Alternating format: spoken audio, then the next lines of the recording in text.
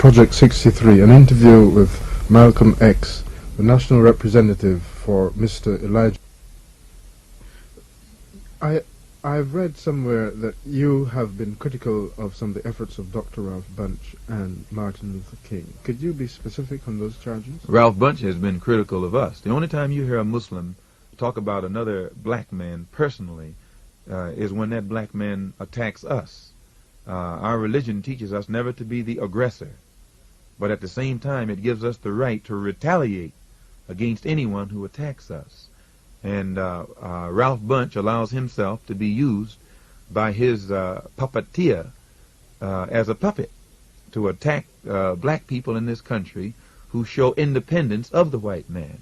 And he used his position to attack us. In fact, at the NAACP National Convention in Atlanta, Georgia, after Ralph Bunche had been Jim Crowed, refused, rebuked, and not allowed to stay in a white hotel, instead of taking the platform of the NAACP convention and attacking the white power structure who had segregated and Jim Crowed him, he took the time to attack us instead of the white man. See? So he's just a puppet for the white man, a parrot for the white man. White man pays him. And he doesn't use his position to attack discrimination and segregation that our people are experiencing in this country. The white man sends Ralph Bunche to the Congo to interfere in the affairs of the Congolese, or the white man sends him to the Middle East to tell the Jews and the Arabs what to do. And he goes and does anything the white man tells him to do. But if to show you that he has no voice of his own, if he were to go down to Mississippi to settle some problems that are taking place in Mississippi, they'd hang Ralph Bunche on a tree just as fast as they'd hang you or me. So he's nothing but a tool for the white man. He's not a leader of black people. Black people didn't make Ralph Bunche a leader. Black people didn't make Ralph Bunche any spokesman. And when Ralph Bunche opens up his mouth, he doesn't even speak like a black man. He speaks like a puppet or a parrot here for the benefit of white people, not for the benefit of black people. Would you consider Clayton Powell as a leader of black people? Well, black people send Adam Clayton Powell to Washington, D.C.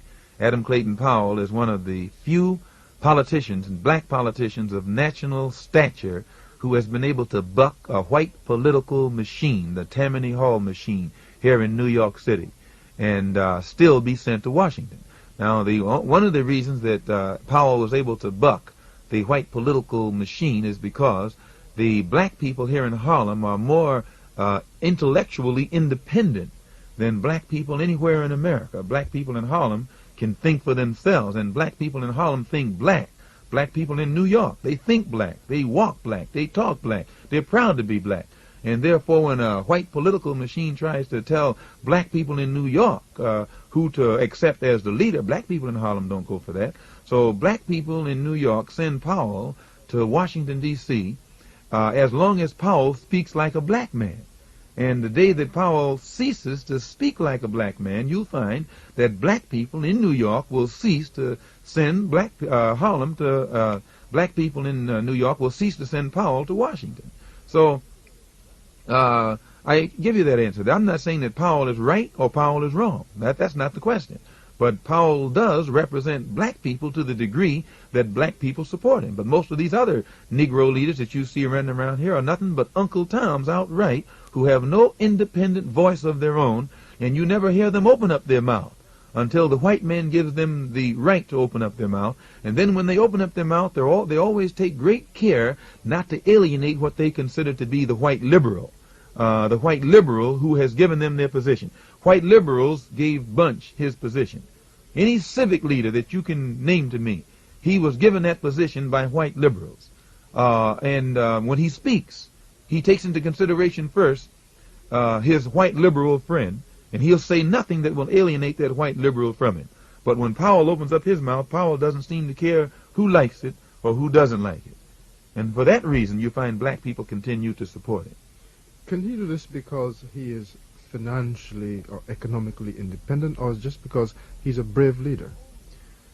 He can do it only because black people support him. It wasn't financial independence means nothing in this society. He can do it for the sole reason that black people support him. When black people, and Powell knows that black people in Harlem support him. Powell knows also that when black people cease to support him, his own financial independence will mean nothing. He'll still have to go back to Puerto Rico someplace and settle down on his farm or whatever it is that he's purchased down there and live happily ever after. It's only because he has the support of the black man that he can open up his mouth and talk back to the white man.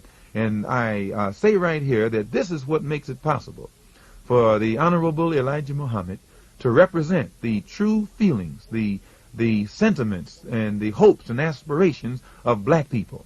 Powell, Wilkins, Farmer, King, all of them admit that the only black man in this country who really represents the thinking of the black masses is the Honorable Elijah Muhammad.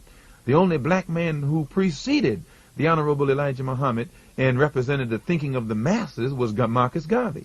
Marcus Garvey was the first black man to come into this country and get a mass movement, an allegiance, support of the masses of black people. Why? Because Garvey didn't care what the white man thought. Garvey didn't care how the white man felt. Garvey had the feelings of the black man at heart. Garvey had the hopes and aspirations of the black man at heart. And the black masses detected this. They felt this. They were conscious of this. So they gave Garvey their support. And the first man to come along since Garvey to win the allegiance, to win the support, to win the mind of the masses of black people is the Honorable Elijah Muhammad. And the same forces that aligned themselves and arrayed themselves in behalf of the white man against Garvey in that day have lined up today against the Honorable Elijah Muhammad in this day. The Negro intellectual was against Garvey. The Negro professional was against Garvey because Garvey represented the black man. Today, the Negro intellectual, the Negro professional, the Negro bourgeoisie, they line up against the Honorable Elijah Muhammad because he represents the black man. He represents the black masses. He has the support of the black masses. And anyone today who can get a following among the masses of black people in this country is immediately labeled by the United States government as un-American, as seditious, as subversive, as Marcus Garvey was labeled un-American, as seditious and subversive. Any black man who has the true intention of solving the problem of the masses of black people in this country, the government itself will try and trick that man and trap that man and frame that man. And usually he'll do it by these Uncle Tom Negro leaders whom the government has set up. And these leaders, sir, don't have any following whatsoever among the black masses. They have no support among the black masses. Their support is among the white liberals. You regard the white liberal as an enemy. The white liberal is the worst enemy to America and the worst enemy to the black man. How do you regard the Jew? Let me first explain what I mean by this white liberal. In America, there's no such thing as Democrats and Republicans anymore. That's antiquated. In America, you have liberals and conservatives. This is what the American political structure boils down to among whites.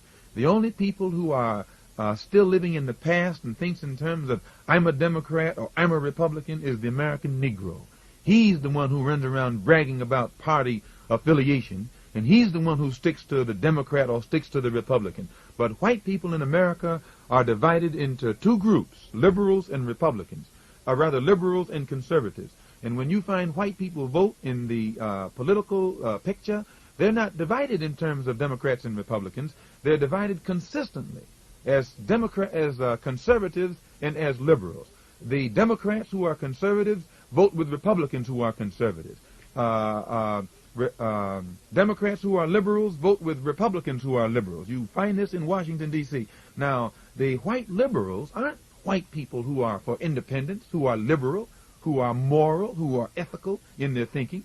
They are just a faction of white people who are jockeying for power, the same as the white conservatives are a faction of white people who are jockeying for power.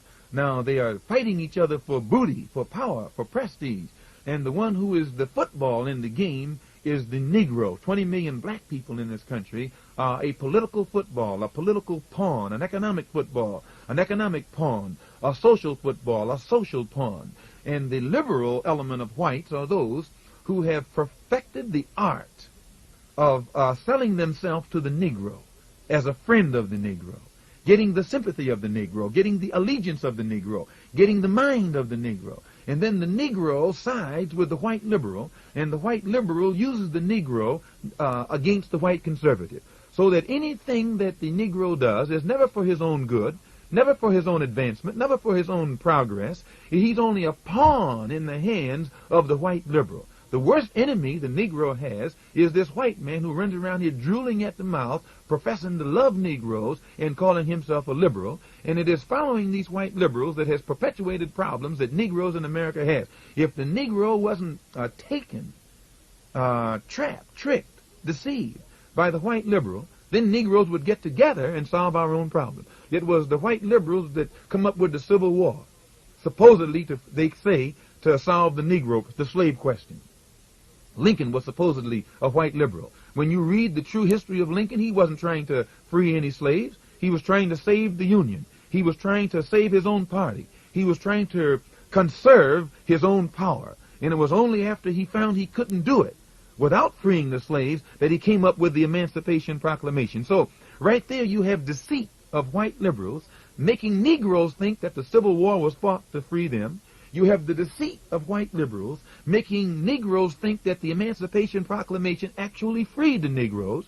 And then when the Negroes got the Civil War and they found out they weren't free, the Emancipation Proclamation, they found out they still weren't free. They began to get dissatisfied and unrest. They come up with the same white liberals came up with the 14th Amendment, supposedly to solve the problem. This came about, the problem still wasn't solved, because the white liberals, it's only a political trick. Civil War, political trick. Emancipation Proclamation, political trick. 14th Amendment to this raggedy Constitution, a political trick. Then when the Negroes begin to develop intellectually again and realize that their problem still wasn't solved and unrest began to increase, the Supreme Court, another so-called political trick, came up with what they call a Supreme Court desegregation decision. And they purposely put it in a language. Now, you know, sir, that these men on the Supreme Court are masters of the King's English, masters of legal phraseology, and if they wanted a decision that no one could get around, they would have given one. But they gave their Supreme Court desegregation decision in 1954 purposely in a language, phraseology, that enabled all of the crooks in this country to find loopholes in it that would keep them from having to enforce the Supreme Court desegregation decision. So that even after the decision was handed down, our problem has still not been solved. And I only cite these things to show you that in America, the history of the white liberal has been nothing but a series of trickery designed to make Negroes think that the white liberals were going to solve our problem. And it is only now that the Honorable Elijah Muhammad has come on the scene and is beginning to teach the black man that our problem will never be solved by the white man. That the only way our problem will be solved is when the black man wakes up, cleans himself up, stands on his own feet, stops begging the white man, and takes immediate steps to try and do for ourselves the things that we've been waiting for the white man to do for us. Once we do them for ourselves, once we think for ourselves, once we see for ourselves, then we'll be able to solve our own problems and we'll be recognized as human beings all over this earth.